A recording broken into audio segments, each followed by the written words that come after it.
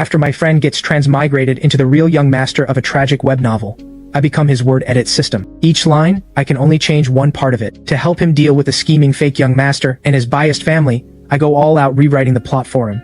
At the orphanage, the butler who comes to pick him up looks down on him. Nathan doesn't help pack his bags, so the butler heads back down to the luxury car waiting below. I change head back to jump. The next second, the snobbish butler's body rushes to the window against his will, and he leaps out, landing right on top of the limousine parked below. Nathan says in surprise, "Butler Wilson, why didn't you take the stairs down? You jumped straight out the window. You really are impatient." Everyone at the orphanage is stunned. The driver has no choice but to rush Butler Wilson to the hospital first.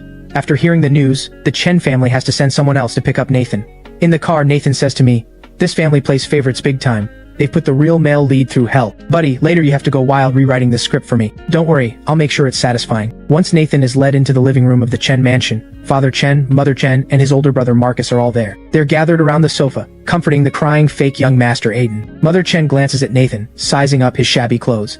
She says bluntly, "No wonder, raised in an orphanage, completely uncivilized. Someone, take him and wash off whatever bad luck he's carrying." She holds Aiden close and coos, "Aiden, you're the one mommy raised as her treasure. How could that country bumpkin compare to you?" Father Chen and Marcus look at Nathan with disgust and say, "Did you hear that? If you heard it, then get out." Nathan's face flushes red from the insults, but bound by the plot, all he can do is hold back tears, fidgeting nervously with the hem of his shirt. "Buddy, hurry up and change the plot so I can fight back. I want to curse these idiots out." I quickly pull up what happens next. It says Nathan gets scared and can only keep saying, okay, that's way too spineless. I change okay to fight back. The next second, Nathan clutches his chest and unleashes a wave of comebacks. "You think I'm bad luck? I think this whole family is the real bad luck. Dogs would scatter sticky rice at the sight of you and chant a prayer for good measure. You're supposed to be my real mother, yet you're hugging him and calling him your treasure. Did you maybe, when you gave birth to me, leave your brain behind in the delivery room?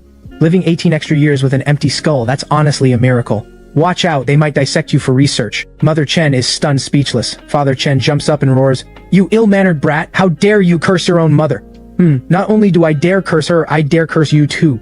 Anyone with half a brain would be good to their own son, but your head must be stuck where the sun doesn't shine, because you're acting like a father to some nobody trash, and cursing your real son for his sake. Watch out for lightning." Father Chen trembles with rage. Marcus jumps into the fight too, sneering, "You uncivilized little bastard, watch your filthy mouth." "My mouth's not half as filthy as you. Marcus, is your rectum wired straight to your brain? How else would garbage spill out every time you open your mouth? Maybe lay off the laxatives. Wouldn't want to flush your brain out too. Man, this whole family can't scrape together one working brain between them. If I'd known, I wouldn't have come back. What rotten luck." The living room falls dead silent. All three of them go pale from Nathan's brutal insults. For a moment, none of them know how to fight back. Aiden stands up, eyes red, and says, "Nathan, I'm sorry, this is all my fault. Please don't curse Mom, Dad, and Marcus. I'll leave the Chen family right now." I hurry to check what happens next. After Aiden finishes speaking, he turns and runs crying toward the door. I change turn to spin. The next second, Aiden throws his arms wide, spinning like a top and whirling toward the exit at top speed. "Mom, Dad, save me." Aiden wails, spinning faster and faster, twirling straight toward the mansion's front gate. The whole family jumps up to chase him, but they can't catch up. Father Chen shouts, "Stop the young master!" But every servant in his path gets sent flying by this unstoppable human top. He wails the whole way, spinning ever faster, and bursts straight through the mansion's front gate. Watching the family chase him further and further away, Nathan trails behind, nearly dying of laughter, and calls out, "Aiden, where are you off to? Come back and eat. If you're not eating, I will." He heads back into the mansion, plops down at the dinner table, and digs in. Just as Nathan leans back in his chair, letting out a satisfied burp, the family comes back, half carrying a completely disheveled Aiden. His hair is stuffed with twigs and weeds, his clothes are torn to shreds. He looks more like the one who just came from an orphanage than Nathan does. "You brat, your brother's in this state and you can still stuff your face?" Father Chen and Mother Chen snap furiously. I check the plot. Aiden leans against his mother's shoulder, crying with a wrong look on his face. "Mom, Dad, don't blame Nathan. He must just be hungry. That's why he's acting like this." I smirk and change lean to climb on. Suddenly Aiden, who was crying just a second ago, shoots up in an instant, launching into the air like a bottle rocket, and lands straddling Mother Chen's shoulders. He's still crying out his line as it happens. "Mom, Dad, don't blame Nathan. He must just be hungry. That's why he's acting like this." Caught completely off guard, Mother Chen's knees buckle under his weight and she drops straight to the floor.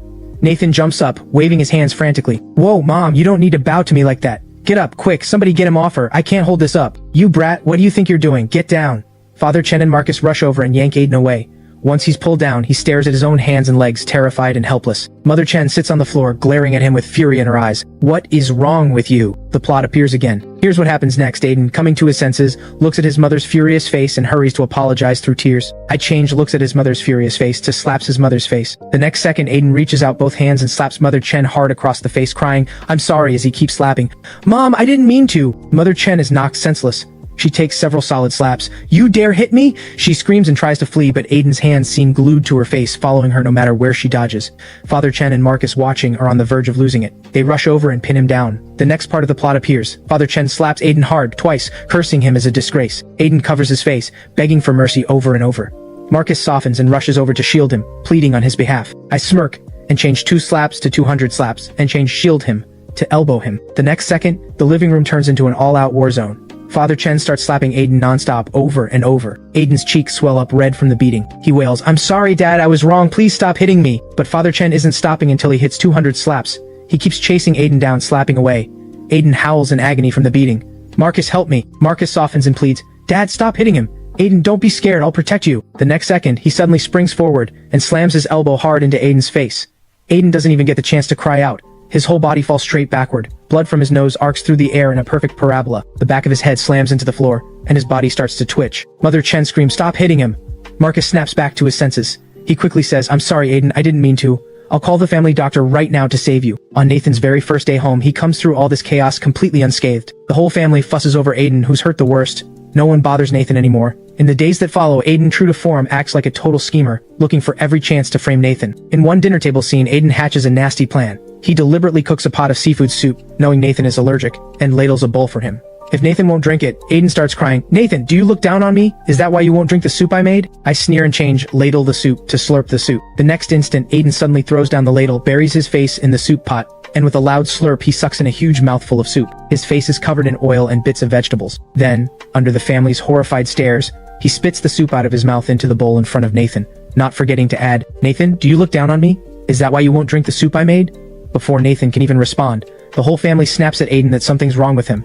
Father Chen makes him drink the entire pot of soup by himself as punishment. Having drunk way too much seafood soup, Aiden spends the whole night on the toilet. He nearly collapses from it. Next up, in this frame-up scene, Aiden secretly hides his diamond watch under Nathan's pillow, then calls the whole family to catch the thief. I change under Nathan's pillow to under Nathan's head. The next second, Aiden clutches the watch and dashes downstairs. Under the whole family's gaze, he lifts up Nathan's head as he lies on the couch, and stuffs the watch underneath the back of his skull. Then he cries out, "Mom, Dad, Nathan, my diamond watch is missing. Did Nathan take it?" The whole family goes silent, staring at him like he's lost his mind. After a long pause, Marcus grits out through his teeth, "Aiden, that was honestly funnier than a comedy sketch." Realizing what he's just done, Aiden lets out a shriek and flees, covering his face. Next comes the horse ranch scene. Father Chen takes both of them to the ranch to broaden their horizons. Aiden smirks smugly, "Nathan, you've never ridden a horse before, have you? Let me show you how it's done." In the original plot, Aiden moves with sharp precision, leaps up lightly, and rides the horse off in a cloud of dust. Trying to steal the spotlight from my friend? Not a chance. I lift my hand and change ride the horse to carry the horse. The next second, Aiden moves with sharp precision, leaps up lightly, bends down, scoops up the horse's front legs and hoists them onto his own shoulders, and sprints off carrying the entire horse on his back. Everyone watches in horror. Father Chen feels like he's lost every ounce of dignity. Nathan bursts out laughing. He comforts his father. Turns out Aiden looks so delicate, but he's incredibly strong. You really can't judge a book by its cover. Too embarrassed to face it, Father Chen turns and flees. After running a full lap, Aiden collapses from exhaustion at the edge of the ranch.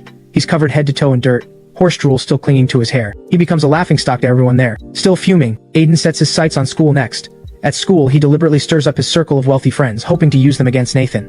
In the original plot, when Aiden introduces Nathan, he puts on a wronged look, eyes reddened, and says, "Hi everyone, this is my brother whom my parents adopted from an orphanage. Please treat him kindly." He phrases it deliberately vague, leading everyone to believe Nathan is the adopted one. I'm outraged on Nathan's behalf. Aiden bullies him at every turn, so I have to help Nathan fight back. I sneer and change adopted to found. "Hi everyone, this is my brother whom my parents found and brought back from an orphanage. Please treat him kindly." Hearing this, everyone turns to look at Aiden with disdain. So Nathan is actually the real young master of the Chen family. Then what's Aiden even got to be sorry for himself about? A trash imposter who stole someone else's place. Disgusting. These wealthy heirs and heiresses already look down on illegitimate children and adopted ones. Some of them even despise them outright. Because of this, Aiden instantly becomes known to everyone as a manipulative schemer. Meanwhile, Nathan successfully earns everyone's sympathy. They quickly become close friends with him. None of Aiden's schemes manage to hurt Nathan at all. Instead, Aiden suffers every consequence himself, reduced to nothing but Nathan's foil. Even Father Chen and Mother Chen start to change their view. They begin to genuinely appreciate Nathan, feeling proud that their real son excels in every way. Aiden starts to read the room, and stops provoking Nathan. Then, right before Nathan's 19th birthday, Aiden overhears his parents talking. "The Liu family's only daughter is interested in marrying into our family. Why don't we give this chance to Nathan? After all, he's our real son." I agree, that kid is excellent, and he's proven himself well. We underestimated him before. Once things are settled, we'll give him some shares in the company. Listening through the door, Aiden clenches his fists, a venomous glint flashing in his eyes. On the day of the birthday banquet, after Nathan finishes getting ready, and is about to drive to the banquet hall, two masked thugs suddenly emerge in the underground parking garage. They pull out a drugged handkerchief and clamp it over his mouth. The instant Nathan loses consciousness, I cry out in panic. No! Buddy, if you pass out, I won't be able to edit the plot anymore. I pull up the storyline trying to save him, only to find the story ahead has turned completely blank. A line of text appears before me. The original storyline has been fully used up. What happens next is now unknown. Good luck. At the same moment, a chilling laugh echoes from Aiden nearby. Ugh, you bastard. I already knew you had some shady system helping you. The moment you pass out, that system is useless. This time, I'm going to ruin you completely and get mom and dad to throw you out of this family. He orders the two thugs to load Nathan into the car. To my shock, I discover Marcus is sitting in the car as well. Let's go. I already had someone handle the security cameras here. Who would have guessed this? Kid turned out to be so capable, making mom and dad value him so much. Not only did they pick him for the Liu family marriage, they even wanted to give him company shares. Marcus, don't worry, after today, he won't get to keep either the marriage or the shares. The two exchange a knowing smile, eyes gleaming with calculation and malice. The car starts moving. I call out to Nathan in desperation, but he's completely unresponsive from the effects of the drug. This is exactly where the original story stopped being updated. Right before the male lead's 19th birthday, he gets framed by the fake young master over and over. The male lead gets thrown out of the family entirely, and ends up wandering the streets. The author got so much backlash they lost the will to keep writing, which is why everything after this point is an unknown blank. Just as I'm burning with worry, the car winds through several turns and stops in a narrow alley. Looking up, it turns out to be the back entrance of an upscale club. They get out of the car and order the two thugs to carry unconscious Nathan out. They carry him into one of the private rooms. Marcus waves the manager over. Is everything ready? It's all ready. Mr. Chen, I guarantee you'll be satisfied. The manager claps his hands and a group of models, each with a different look, comes smiling into the room. Remember, make sure they follow my instructions exactly. After a few more words of instruction, the two of them drive Nathan's car back to the banquet hall. Anxious, Father Chen and Mother Chen see only the two of them arrive. They ask in alarm, "Where's Nathan?" Aiden speaks up, eyes red. "Nathan said he didn't want to share the birthday banquet with me. He said he wanted to go enjoy his own celebration somewhere else." "That's right, we tried everything to stop him, but we could only watch him run off." Father Chen scolds them in a low, furious voice. "Damn it, get him back here right now. The Liu Group's daughter came here today specifically for him. She's already waiting inside." Marcus puts on a wronged expression. "Mom, Dad, you know how it is. Nathan never listens to us anyway. Why don't Aiden and I go keep the guests entertained for now, while you two figure out what to do?" Father Chen and Mother Chen exchange a glance, and reluctantly nod. "Fine, we'll call Nathan right now. You two go keep things under control out there." Marcus and Aiden hurry up onto the stage, picking up the microphone to open the ceremony. Before they've said more than a few words, Marcus's phone rings. He accidentally hits the speaker button. The club manager's voice comes through loud and clear. "Mr. Chen, your brother has ordered over a dozen models. Says he wants to stay the night here, and he's ordered the most expensive drinks on the menu, all charged to your account. Since the total is quite large, we wanted to confirm with you first." The whole hall erupts in shock. Father Chen and Mother Chen's faces go dark with anger. Marcus fumbles to hang up the call, forcing a laugh as he explains, "Misunderstanding must have been a wrong number," but someone in the crowd questions it. "Wait, where's the Chen family's real young master? Today's the birthday for both him and the fake young master. Could the person on the call actually be him?" Aiden covers his mouth in mock shock. How could Nathan do something like that? The Liu couple's faces turn stony with anger. "Chairman Chen, is this the sincerity you're offering for this marriage alliance? Your son leads a reckless personal life, and you still expect him to marry my daughter? Dream on." At that moment, Vivian Liu, dressed in an elegant couture gown, her expression calm and composed, steps forward. "Dad, Mom, I think there's something off about this. Without solid proof, let's not jump to conclusions yet." Seeing her step in to defend Nathan, Father Chen and Mother Chen quickly nod along. Yes, it must be a misunderstanding." Vivian doesn't say anything more, but sweeps a cold glance over Marcus and Aiden on stage. "I don't believe it's really that much of a coincidence. The call comes in right when they take the stage, and it just happens to end up on speakerphone." Nathan's friends also step forward to defend him. "Right, we don't believe it either. Nathan is excellent and hardworking at school. There's no way he'd do something like this." "Exactly, there's no evidence at all. Just one phone call. Who knows if it's even real?" Seeing that things aren't going as planned, Marcus grits his teeth and offers a suggestion. "I don't believe Nathan could really do something like this either. How about this, Miss Liu? Come with me to that club and see for yourself. Seeing is believing. If it's a misunderstanding, this will clear it up." Vivian nods calmly, and the Liu couple relent. "Fine, we'll come along too." Mother Chen and Aiden stay behind to keep entertaining the guests, and then, Father Chen follows the manager and the Liu family to the club. As the group stands at the door of the private room, mocking laughter can be heard drifting out from inside. Father Chen's face goes dark with rage. He kicks the door open with brutal force. The next second, everyone's expressions freeze on their faces. A blinding flash of white light bursts through the room. Sure enough, there are several people dancing provocatively around Nathan, but they turn out to all be men dressed in women's clothing. Hey, who said you could barge in here? The man in charge shouts angrily in a gruff voice. Marcus is completely baffled. Who are you people? He clearly saw the manager send in over a dozen female models. How did they all turn into men? The man in charge finally realizes what's happened. He shrieks and pulls out a mirror to check his own face. Ah, how could this be? The dozen or so men instantly descend into chaos, screaming and covering their faces as they flee outside. Only now do Father Chen and the Liu family get a clear look at the scene inside. Nathan sits upright and composed right in the middle of the couch. He says, feigning surprise, "Oh Dad, Mom, Marcus, why are you all here? Who were those people? This is the chairman and his wife from the Liu group, and this is Miss Vivian Liu." Father Chen hastily makes the introductions. Nathan stands up and gives them a warm, sweet smile. "Chairman Liu, Mrs. Liu, Miss Liu, it's a pleasure. Meeting you in person really does you justice. You're even lovelier than the rumors say." "Young Master Chen, you flatter me." Father Chen takes the chance to scan the room, and once he confirms Nathan hasn't done anything out of line, he finally lets out a breath of relief. "Why didn't you go to the banquet hall? What are you doing here instead?" Hearing this, Nathan shoots Marcus a resentful glance, then says exactly what I coached him to say. "Marcus told me to come here. He said there were important people he wanted me to meet. While I was waiting, those dozen men suddenly rushed in insisting on dancing for me. I thought it seemed pretty entertaining, so I just let them do their thing. I didn't think much of it." "Marcus, were the important people you met Chairman Liu, his wife, and Miss Liu? But why would we need to meet them here? We could have met them at the banquet anyway." Everyone turns to Marcus with the same confused look. At this moment, his mind is already racing with panic. Why did things turn out like this? When did Nathan even wake up? How did those female models turn into men? But he knows this isn't the time to get stuck overthinking it. He forces a smile instead. "It's because I was worried Aiden might feel hurt. Dad, he doesn't know yet that the Liu family wants to arrange a marriage with Nathan. I was afraid it would upset him, so this was the best plan I could come up with. It's a lot of trouble you went through for his sake. But what about that phone call?" It must have been the club manager dialing the wrong number. We can just ask him and find out." He calls the club manager over. The manager, following Marcus's cue, apologizes repeatedly. "I'm terribly sorry, Mr. Chen. I mixed up your number with another gentleman's." Once things are cleared up, Father Chen waves a hand and says, "Since it was all a misunderstanding, go back and clear things up properly for Nathan's sake. Otherwise this could hurt his reputation." Marcus has no choice but to nod, seething inside. Vivian speaks up.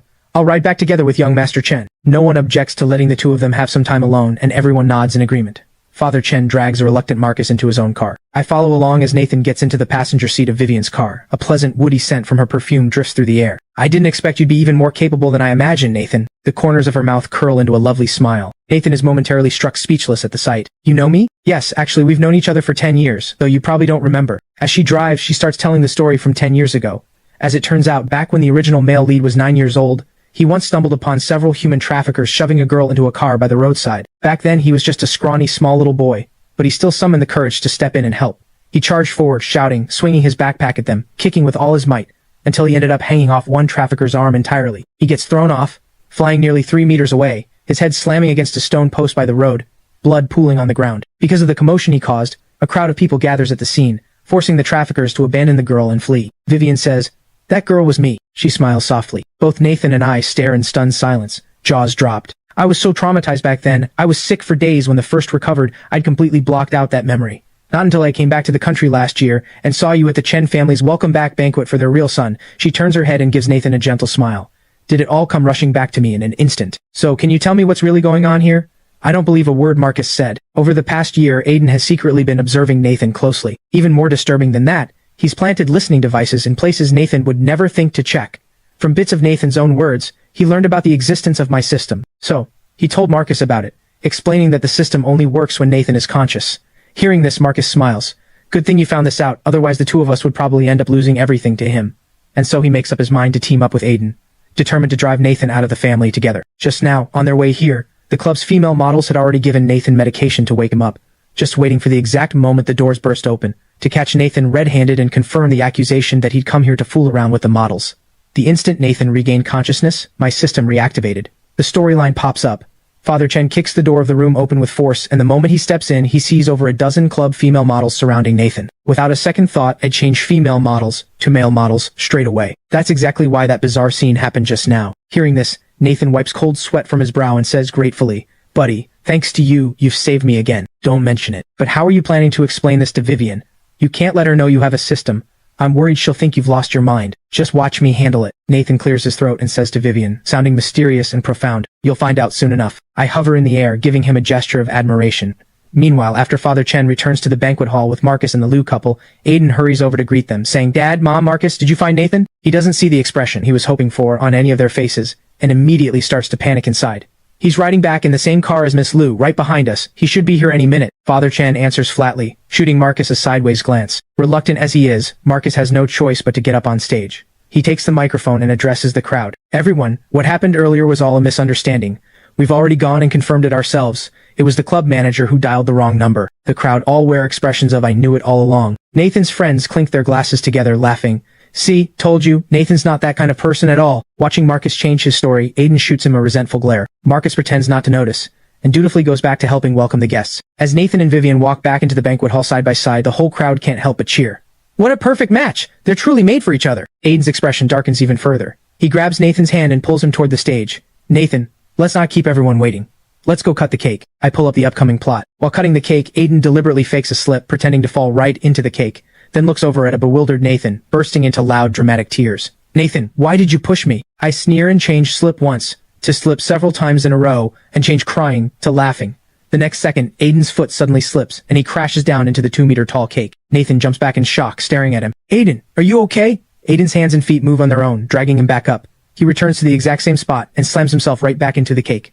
The crowd looks on in astonishment. What on earth is going on? Aiden crawls up from the ground, goes back to the same spot and falls again. He repeats this over and over. By the 5th time, his suit is completely smeared in frosting, and his face is turned into a rainbow-colored mess.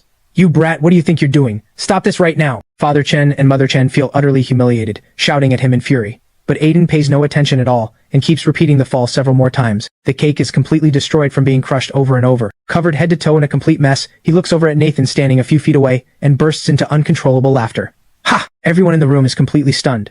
Nathan says all innocence, "Ha ha ha, Aiden, why do you keep saying I pushed you? Come on, I'm standing all the way over here, how could I possibly have pushed you? You clearly fell all on your own." Exactly. Right, is something wrong with this fake young master's head? Doesn't look like it to me. Must just be his acting bug flaring up, wanting to put on a show for everyone. Ha ha ha, this is way too ridiculous. Thank goodness the real young master is so composed and gracious, otherwise the Chen family's future would be a nightmare. Inside the banquet hall, the crowd's mocking comments land like slaps across Father Chen and Mother Chen's faces. Gritting their teeth in fury, they order Aiden to be dragged off the stage. Coming back to his senses, Aiden shrieks, "Dad, Nathan set me up. He even has a system. He's been the one hurting me this whole time." But everyone had just clearly seen, with their own eyes, that Nathan stood off to the side the entire time without moving an inch. So they all rushed to defend him instead. An adopted son is an adopted son. Just can't be refined about it. And now trying to slander the real young master too? Talking about some system? That's hilarious. He's probably read too many trashy novels. Right. Might as well claim he does black magic while he's at it. So ridiculous. Ha ha ha. Father Chen's face is already dark as coal. After ordering the bodyguards to drag Aiden away, he apologizes to the guests. "I'm sorry, everyone. My adopted son must be having some kind of mental episode. I'll send him to a proper hospital to be examined." Mother Chen also comforts Nathan. "Nathan, don't be upset. I'll have them bring out a fresh cake right away." "Thanks, Mom and Dad. I'm not upset. I'm just a little worried about Aiden." "Don't worry about him. Let's get back to celebrating your birthday." Once the new cake arrives, the two of them stand by Nathan as he cuts the cake and blows out the candles. The Lu couple bring Vivian up on stage to offer their blessings. Vivian walks over as well, presenting him with an oil painting she made with her own hands. The painting depicts a boy with blood covering his head, bravely rescuing a girl from the hands of traffickers, while the girl, watching the terrified, crying boy, holds out a piece of candy to him, her eyes full of comfort and warmth. She takes the microphone, and gently begins to explain, pointing at the painting, telling everyone what the image means. The crowd is deeply moved as they listen. Who would have thought that 10 years ago fate had already brought the two of them together, truly destined to meet, meant to be together. "Nathan, will you give me a chance to be your boyfriend?" Vivian says to Nathan, both tender and solemn. Nathan hesitates for a moment, and just as he's about to answer, a voice speaks up. "This is the destined bond meant for the original Nathan. Let's leave this for him to handle once he comes back himself." Nathan takes the painting from her, and extends his hand, saying, "Let's start with a chance to be friends. After all, we haven't really gotten to know each other yet." The crowd falls silent for a moment in surprise, then bursts into applause altogether. "Well said, no wonder he's the Chen family's young master, so clear-headed and composed." Vivian smiles and shakes his hand, the whole hall erupting in cheers. Only Marcus, standing in the corner, wears an icy expression, a flicker of resentment and malice crossing his eyes. Meanwhile, Aiden is locked away. And so, Aiden is strapped to a hospital bed every day, subjected to electroshock therapy, and forced to take large doses of psychiatric medication. Eventually, Aiden truly loses his mind. Father Chen and Mother Chen shake their heads repeatedly through the hospital room glass. "Well, let's just leave him here to recover. This can be our last act of kindness toward him." From that point on, they never visit Aiden again. After all, he's now nothing but a discarded mental patient, an adopted son who's no longer of any use. During this time, Nathan and Vivian's friendship grows quickly warmer. Just as the two of them are about to head abroad together for their studies, Nathan gets kidnapped once again. Late one night, on the road, several reckless men suddenly appear out of nowhere, blocking his car. Before I even get a chance to check the plot, they pull out a window-breaking hammer, smash the car window open and spray a drug straight into Nathan's face. Nathan doesn't even have time to react before he's knocked unconscious again. Good grief, unbelievable. Maybe next time he should wear a gas mask before leaving the house. Luckily, these men don't intend to kill him just yet. Instead, they shove him into a car and take him to an abandoned warehouse out in the countryside. The moment I get a clear look at who's behind the kidnapping, I freeze in shock. Mr. Chen, we've brought him. The masked kidnapper leader speaks to Marcus with utmost